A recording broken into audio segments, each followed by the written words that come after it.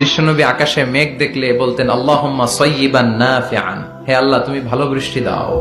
কেননা এই বৃষ্টি দিয়েও আল্লাহ অনেক জাতিকে ধ্বংস করেছে।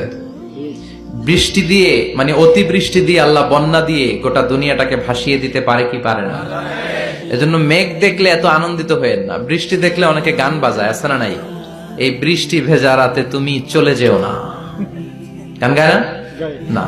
আপনি আল্লাহর কাছে দোয়া করবেন, আল্লাহুম্মা সাইয়্যিবান নাফিআন, আল্লাহ তুমি বরকতের বৃষ্টি দাও। আল্লাহুম্মা গাইসান মুগীসান মারিআন মুরিআন নাফিআন গায়রা দার। বিষ্ণুই পড়তেন, আল্লাহ এই বৃষ্টিটা যেন উপকারী হয়, এই বৃষ্টি থেকে যেন ঘাস লতা পাতা কিছু পায়, এই বৃষ্টিটা যেন আমাদের জন্য বরকতময় হয়, যেন কল্যাণময় হয়, কোনো ক্ষতির কারণ যেন না হয়, তুমি কবুল করো।